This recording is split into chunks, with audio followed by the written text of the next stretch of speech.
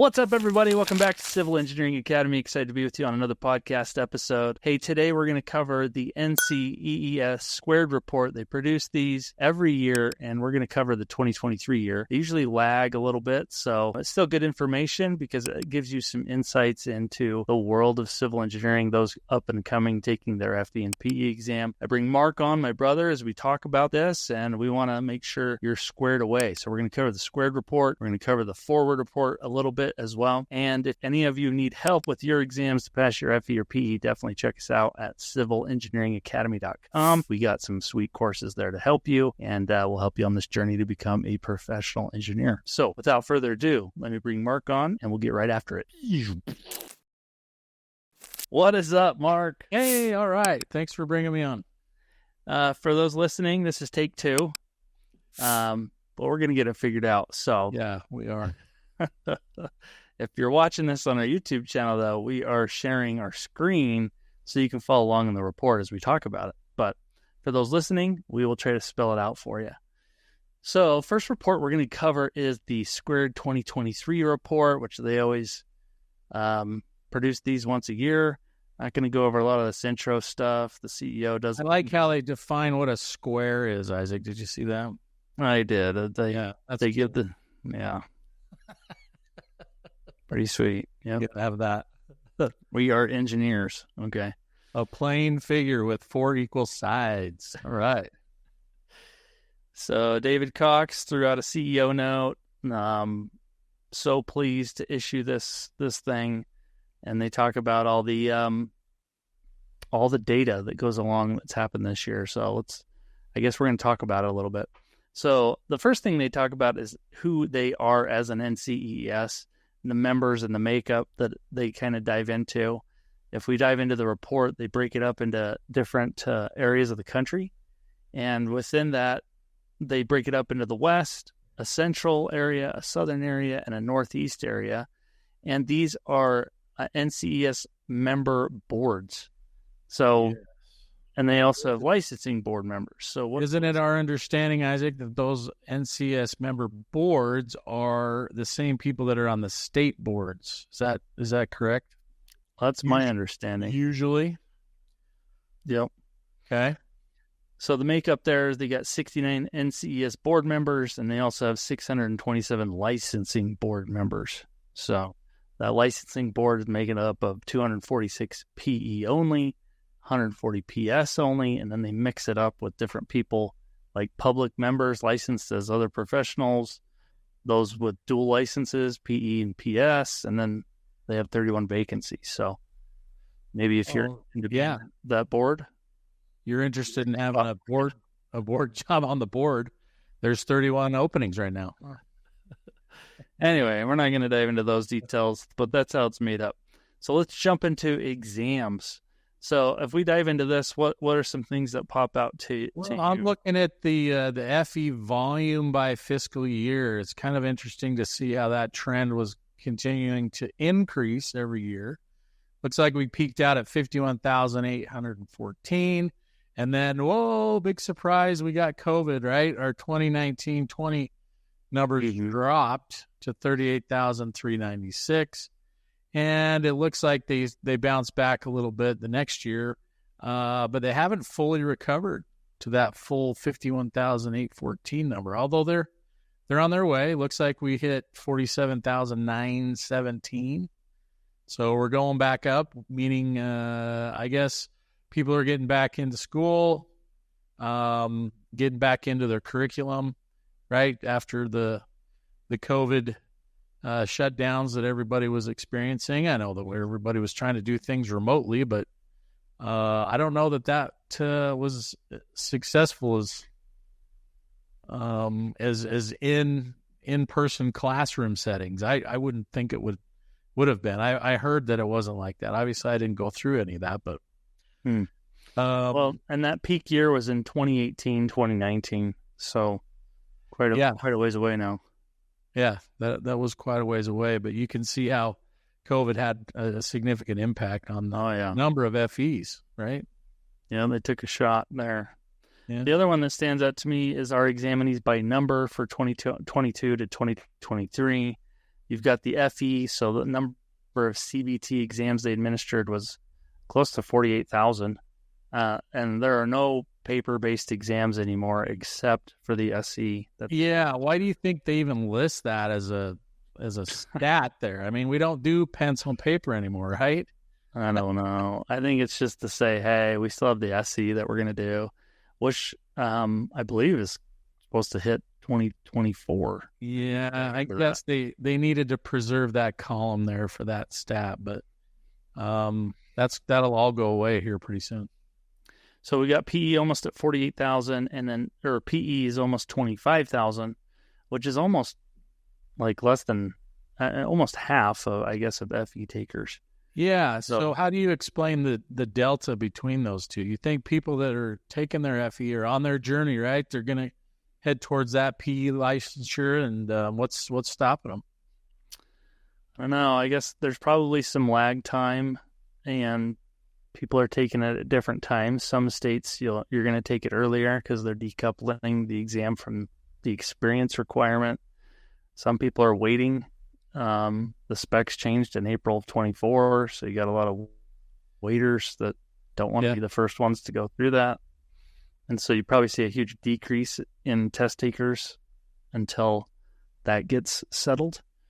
That's Do you my think guess. some of that's part of, a lot of college curriculums require that's one of the, I think the crowning achievements of their programs is that you pass the FE before you graduate from your civil engineering program. Do you think that difference is because a lot of people are forced that way, and then maybe after they get out of school they decide, maybe I don't go for full PE licensure?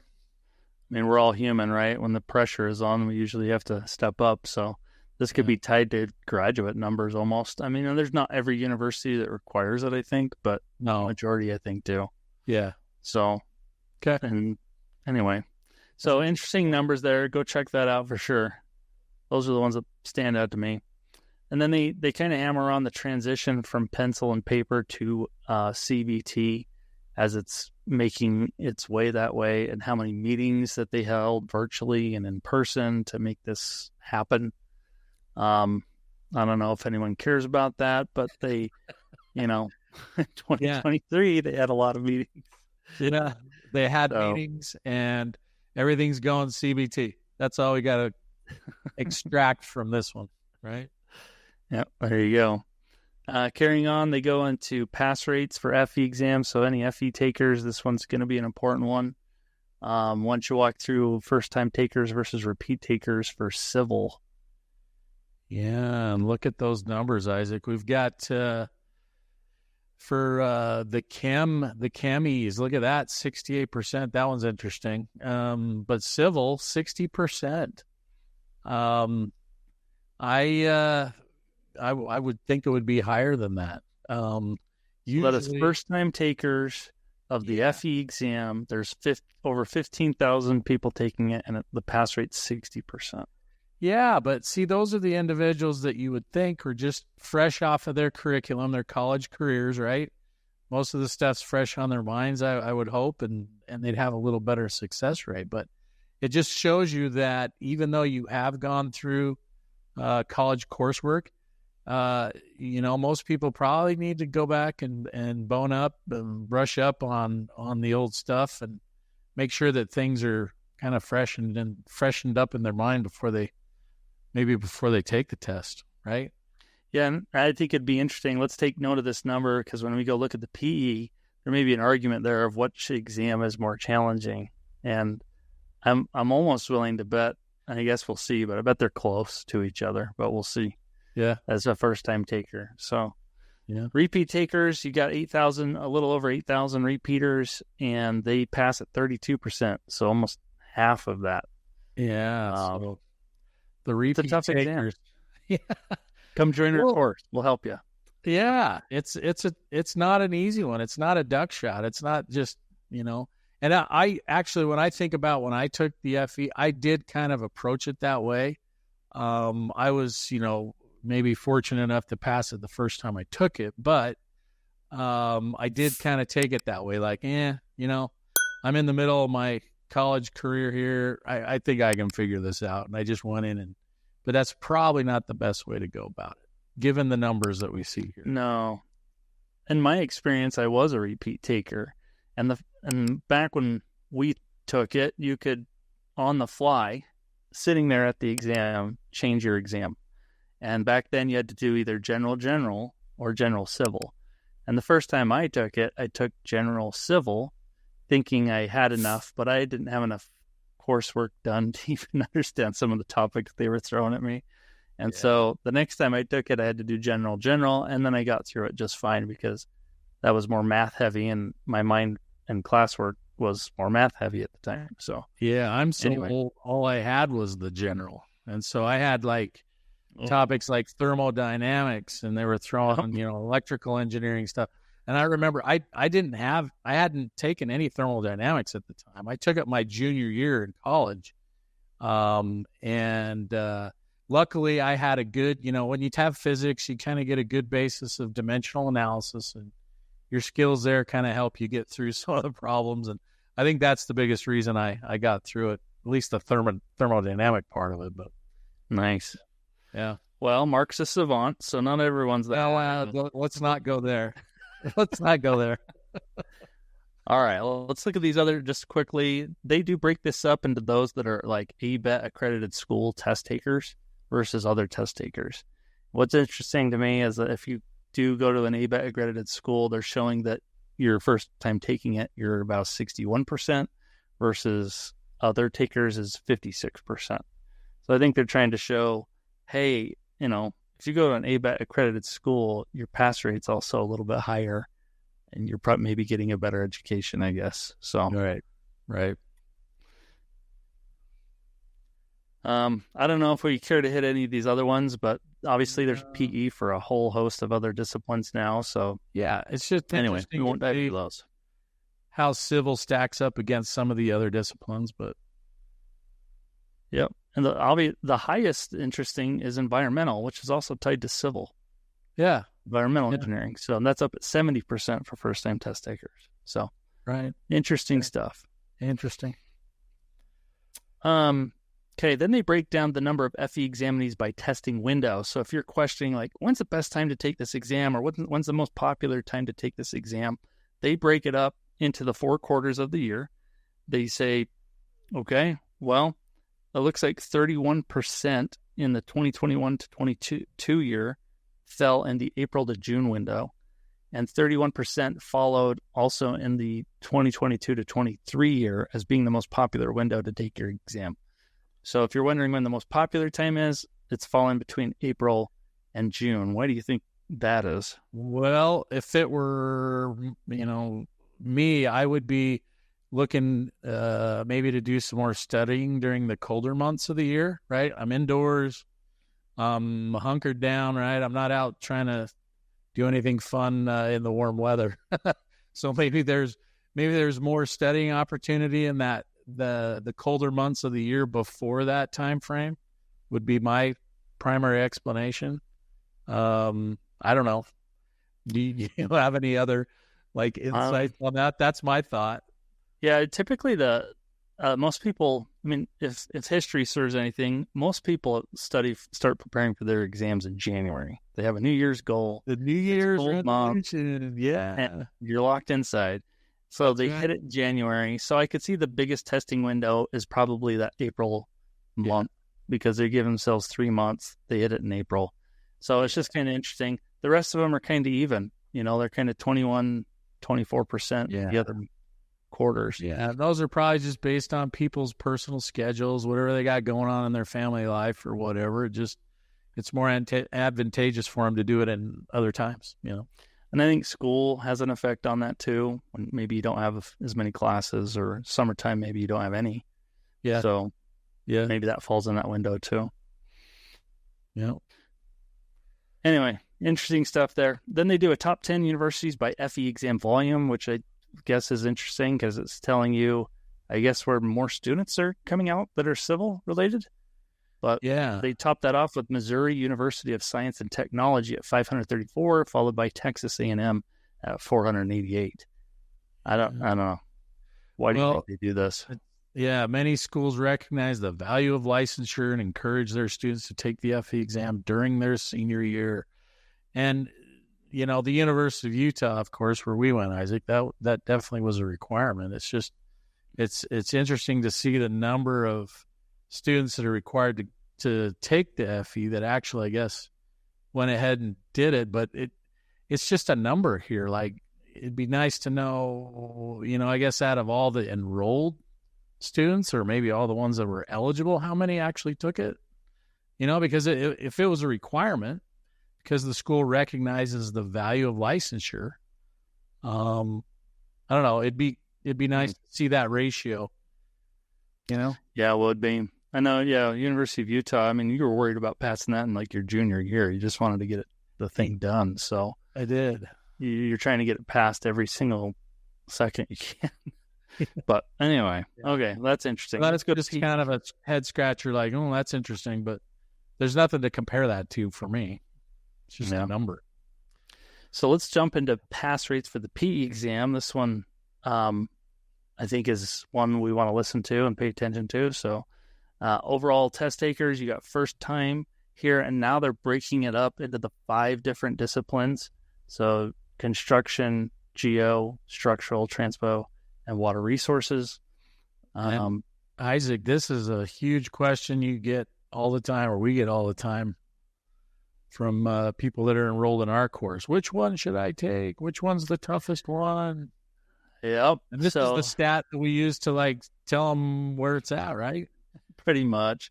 And this has changed a little bit over the years. Like historically, we've always been, I don't know, somewhere 67 to 70% on first-time taker pass rates. I feel like these numbers are down. So if you're taking construction, you're a first-time taker, it's 49% now for a first-time taker. And as a repeater, you're at 32%. Wow. If you're in geotech, it's 52% first time, 34% repeat. If you're structural, it's 58% first time, 38% repeat. Transportation jumps up to 63% first time and 44% repeat. And water is 65% first time and 44% repeat. Water does take the crown as the highest amount of test takers at 3,573.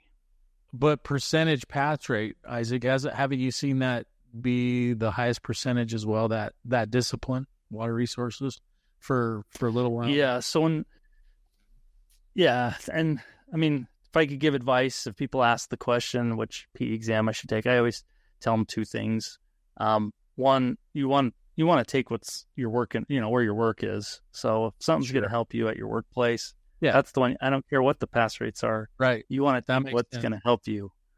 And the second thing is, if you're not quite sure, I would lean into what you did well in school. And if that is water resources, go for it, Right. Or if you feel like you're kind of the jack of all trades position, or you're not really into any one particular field, maybe that's construction.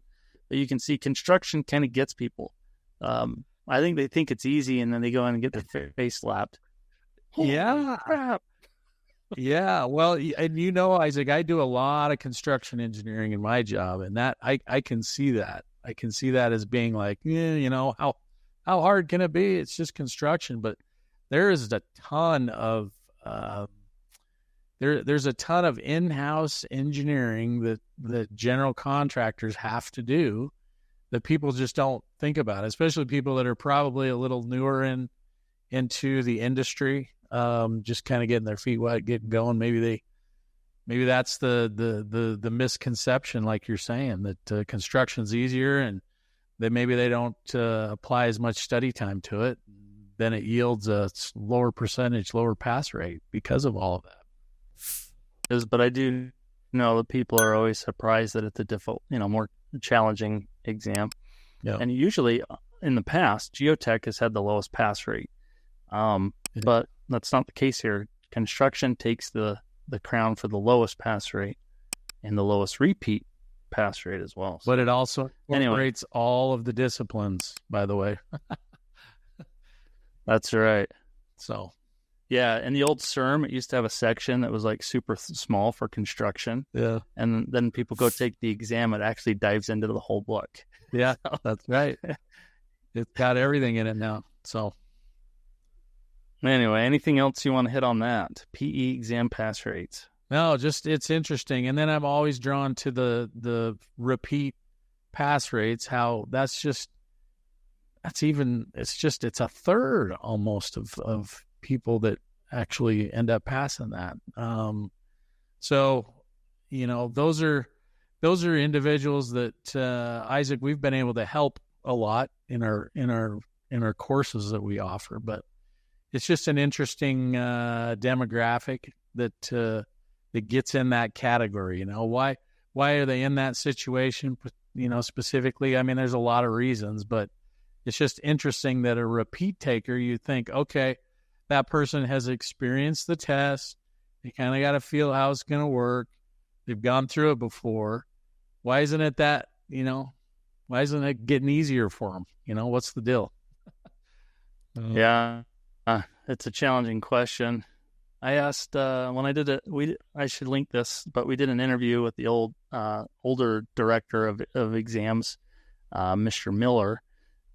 Before he switched positions, he retired. But I asked that question to him: why are the repeat takers so low? Why is the pass rate so low? And his explanation was simply that the better test takers get it done first, and people that aren't as good are the ones repeating it. And that was it. And I was like, okay, harsh, but get it? Harsh. I was a repeat taker, but okay.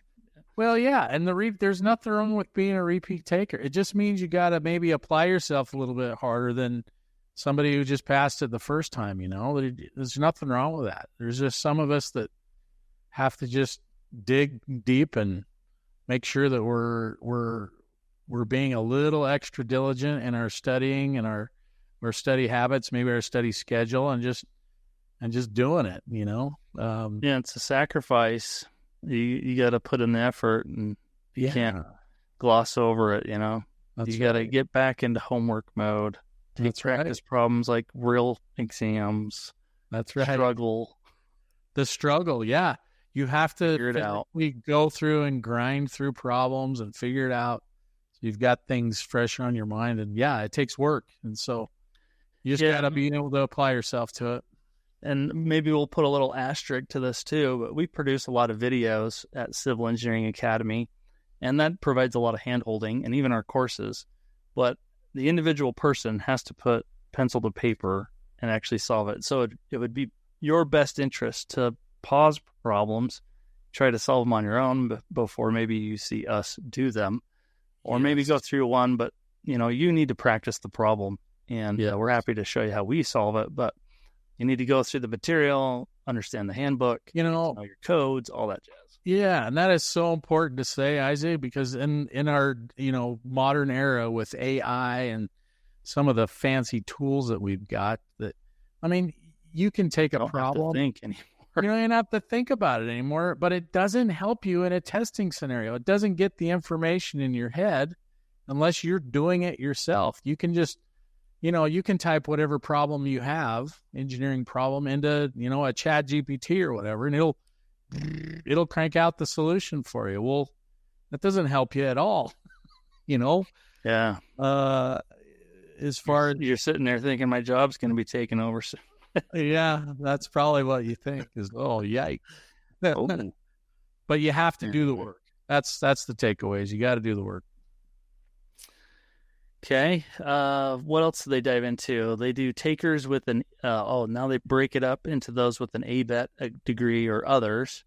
So if we followed that along, I can't really follow it in the one I've got because it's chopped up, I guess, but you can kind of follow along here. So I guess if you went to an ABET school, your pass rates are a little higher than where they were on the other page. Yeah. Not much. Not much, but a little bit higher. Yeah, and I guess that insinuates or suggests that an ABET-accredited program is a little bit better one.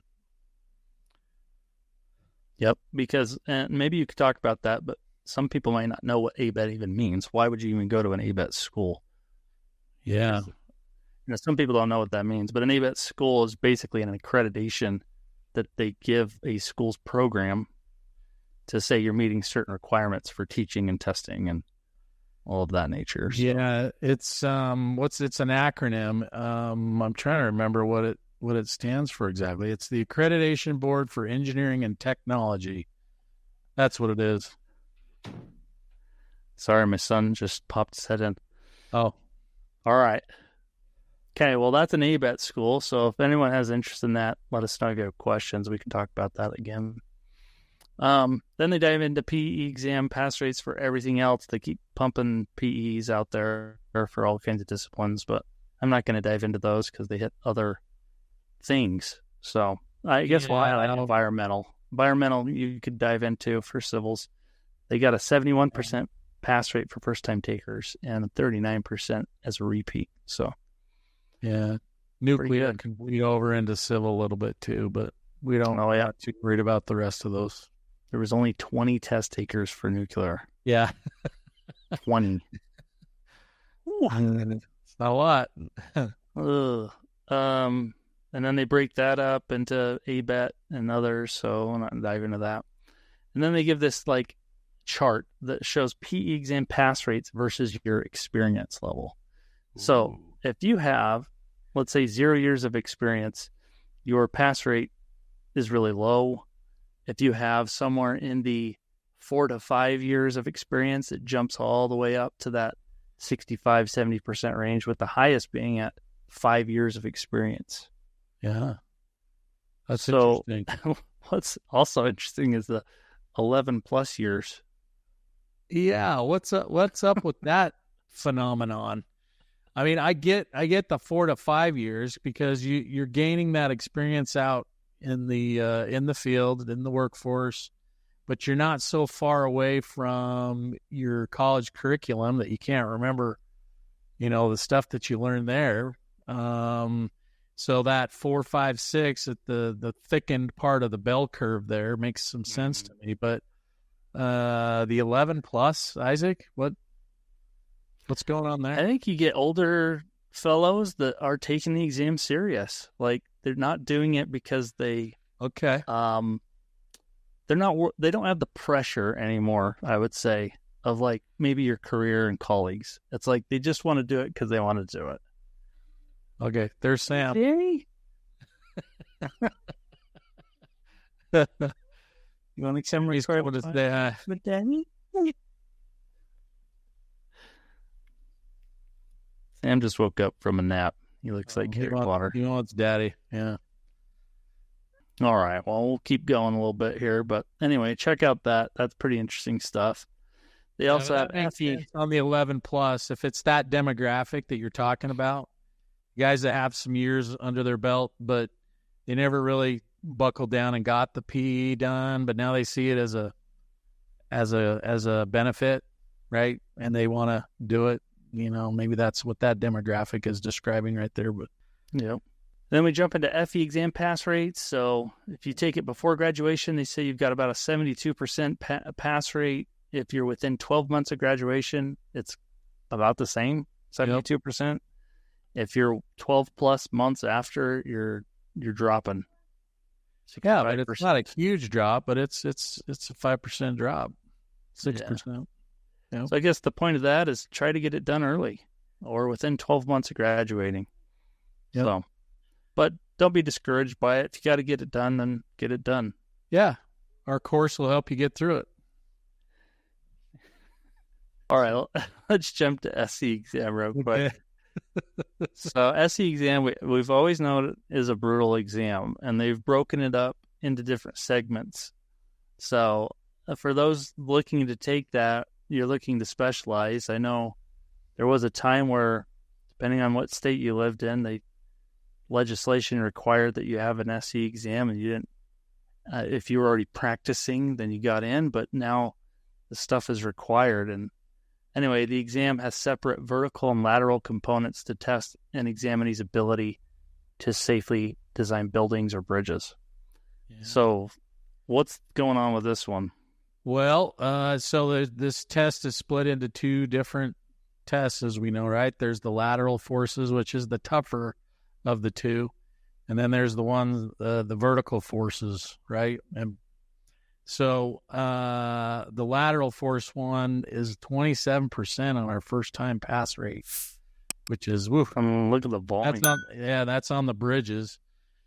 And then the structural lateral forces on the buildings, a little bit better, but it's not that much better. And then the vertical stuff, I mean, that's a little bit easier subject matter, but man, your bridges 44% and your buildings 39, Isaac.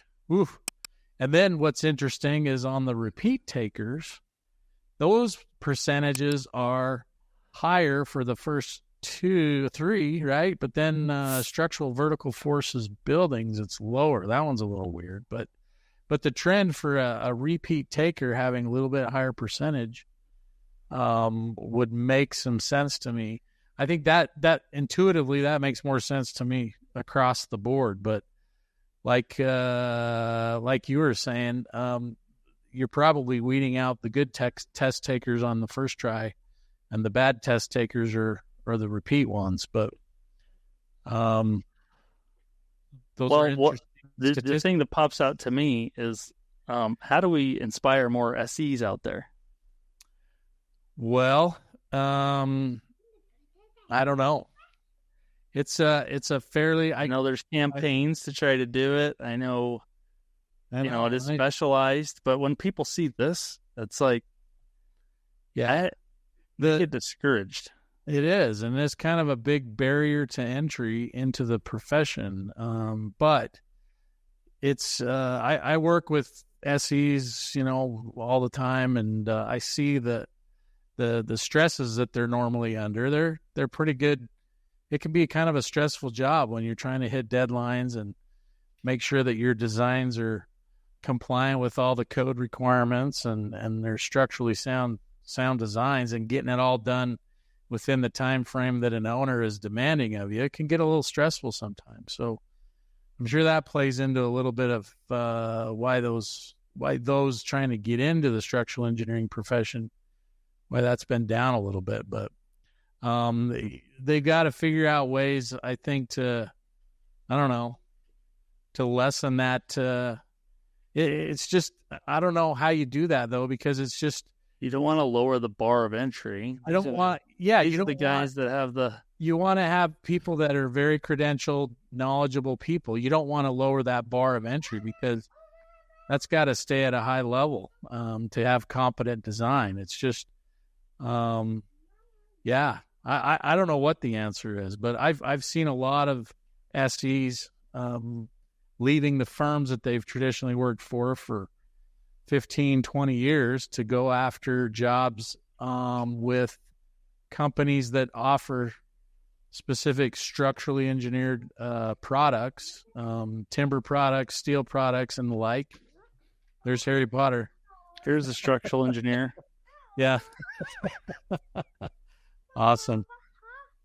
Right. And so they're offered these other consulting type in-house positions, and it's been something that's a lot more attractive to them than in their traditional, structural engineering firm type jobs. And so they've been losing a lot of people for those. Yeah, and we've kind of harped on this in the past, but you feel like SEs should be rewarded more or compensated more for the effort it takes to become an SE and the risk that they end up taking on. But we've talked about that in other podcast episodes. Maybe we'll link to that for people to listen to.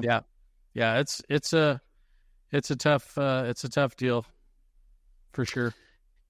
Let's dive into average age. So it looks like if you're an SE taker, you're almost up to 36 years old. If you're a PE test taker, you're somewhere around 32 to 33. And you're for an FE taker, you're around 27, like on the dot. Interesting. Wow. The FE one's super interesting to me. Well, I don't know. When I think about when I took it, Isaac, I was 26 when I took it. So okay. It's not too far off. How old were you? I don't remember. Junior, whatever that was. Okay. Okay, well, that's interesting. They dive into pass rates. What's this one? The fundamentals of surveying, and then professional surveying. If you're into that, they were around 61%. For FS and PS was 65%. And then they have the average age for those two, which we'll kind of gloss over. They talk about interstate mobility. So they're trying to advance interstate mobility by providing uniform national exams, model laws and rules, and the records program to facilitate the process of getting licensed in multiple jurisdictions. Yeah, so I have a NCEES record, and it's helped me get licensed in multiple states over the years. That's a good program. Makes it easy. Yep. They also tout their records program, so they've got over 52,000 total records submitted. I use this to track my continuing ed stuff. It makes it easy to document it. I don't stash my stuff in a drawer anymore. So, yeah. Anyway, they kind of tout those stats. What else do they have? Oh, international. So, yeah, that's interesting.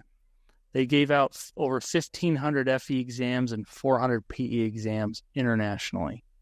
Yeah. So I think this is a growing number, by the way. Yeah. No, that's interesting that more and more non-domestic entities, governing authorities, are seeking NCEES for their credential, right? Their exams and credentialing their professionals. So that's interesting. And I have interviewed people on the podcast from other countries, and it seems like other countries are always willing to acknowledge the PE exam. Yeah. Like PEng and all the others. Yeah. But I don't know if that's the case reversed. Like if you came to the U.S., you still have to go through the process of getting your PE. Yeah, you do. So anyway, if that's sorted by country, the highest amount of takers was in India, followed by Egypt, Iran, and the Philippines, and all the way down to Nepal. Yeah, interesting. They also list their customers, which is a breakdown of customers for each service area. I don't know if that really matters to us, but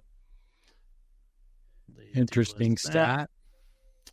Advocacy, they always are involved in laws and bills to help promote licenses for professional engineering licenses. So I'm not sure what those bills entail, but they were part of a bunch of bills to help promote licensure. No. And then they go into a bunch of bill breakdowns of that. So I think there's been some states that have kind of, you have to get a professional license, and sometimes that license looks the same as someone that cuts hair, right. Someone that's a professional engineer. And so they set rules around any professional licenses, and it's like, whoa, yeah, the person that cuts hair is different than an engineer. Right. And if you're going to get rid of that or something, we need to you got to have a thing. Different, little bit different of a title, or a little bit different licensing procedure. And then a lot of it too has been, at least in the recent past, is the push to have structural engineers as a separate credentialed license as well, right? Yeah. It's been a big push in a lot of states. Well, we'll blow through this, but they also break this up by state. So how many engineers we've got. I'm not going to go through all this, but, it is kind of interesting information, whether they're residents or non-residents, and in each individual state. So I know a lot of people ask that question, like how many PEs are out there? Maybe this is that report they're finally breaking down. Yeah. And then they also have it by year. So going clear back to 1937. Yeah, not only by state, but then they break it down by year. That's cool. And so it might be interesting to see where we're at today, if they even go that far. Number of licenses since 1997. In 2023, there was over 47,000 licenses, survey licenses. Yeah. 34,000 resident licenses, and non-residents, So let's jump back up. Yeah, you got to go back. There's your engineering right there. There's your engineering. So engineers, if we're questioning how many are out there, in 2023, there's 971,932 engineering licenses out there. We're closing in on 1 million of them, aren't we? Yep. And it's broken up into resident and non-resident, but it's about split 50-50. Yeah. In fact, if the incremental increase is the same from 2022 to 2023, we'll be there. Oh, yeah. Yeah. Gonna cross 1 million. All right. Anyway, that's going to wrap up the Square Report. This one went long. I know we're sitting at some time here, so we'll go ahead and wrap this one up. Maybe next time we'll do a review of the Ford Report, which dives into their financials. But I want to bring on Harry Potter again. I want to got my son here. He's wearing little glasses with no clothes on. That's what I want.